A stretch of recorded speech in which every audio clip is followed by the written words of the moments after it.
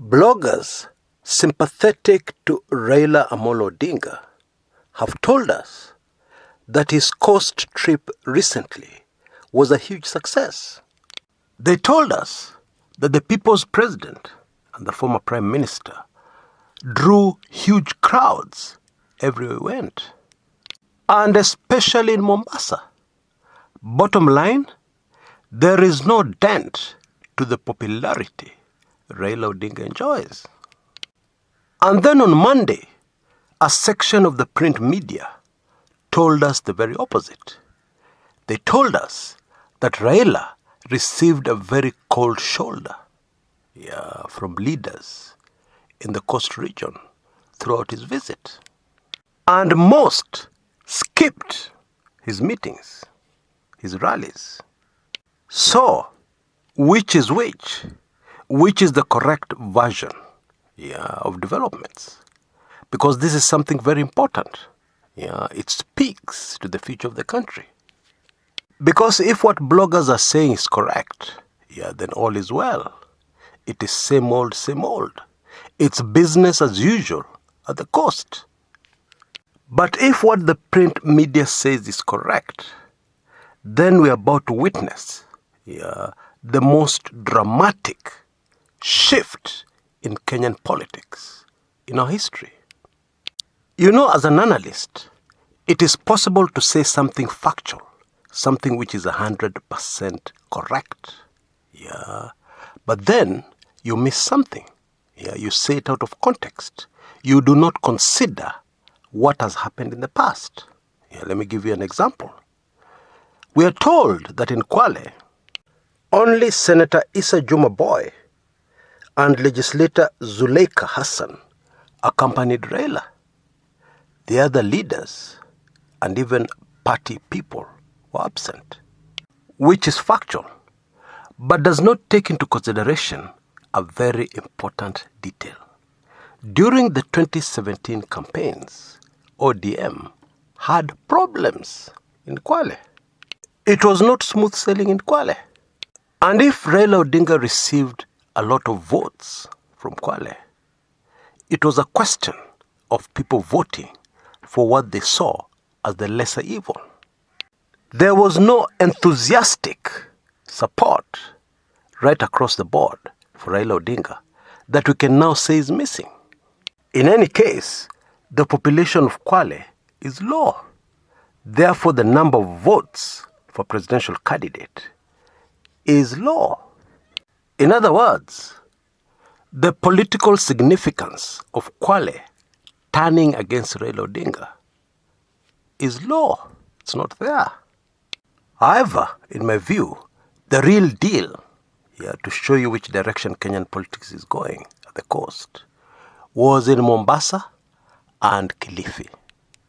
In the past, whenever Raila Odinga had a meeting, a rally, or whenever he was at the coast in Mombasa, leaders from Kilifi, neighboring Kilifi, would flock in huge numbers for his meetings.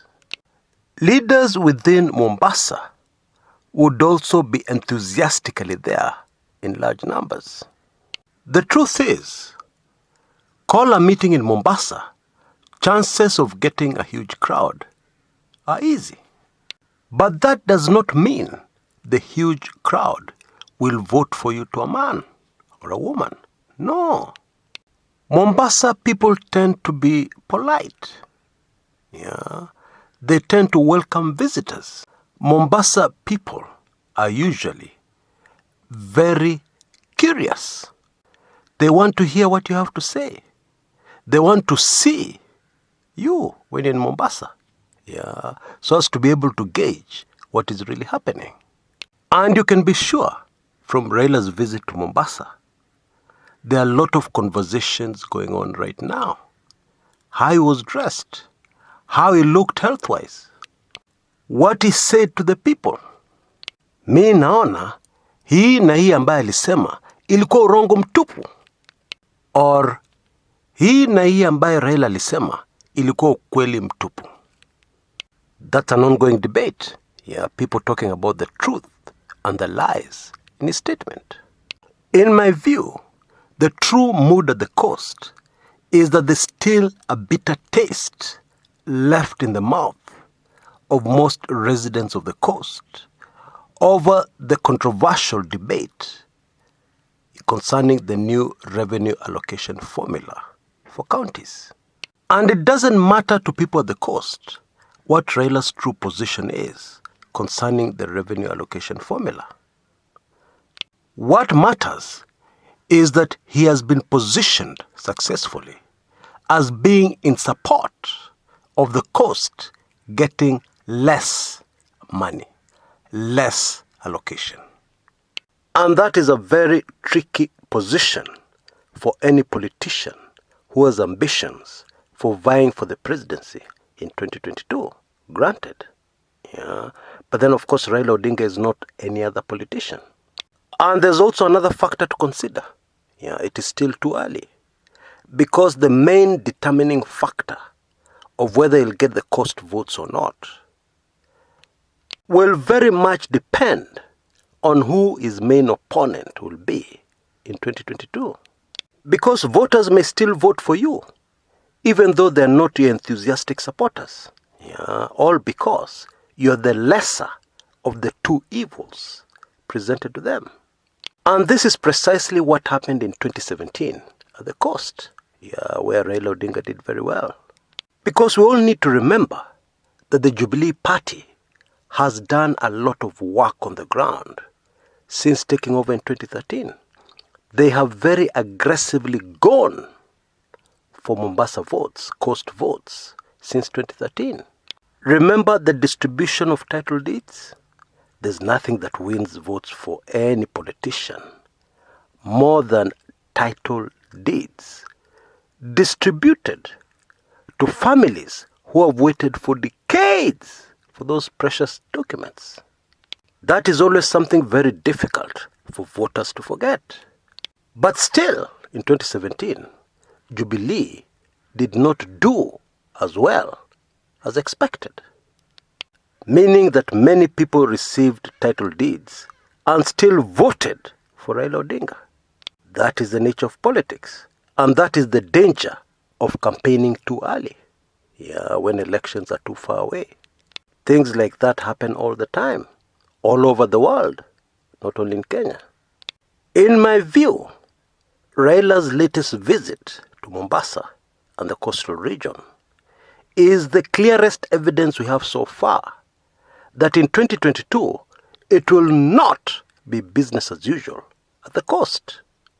Coast leaders and indeed voters are moving closer to unity of purpose when it comes to politics.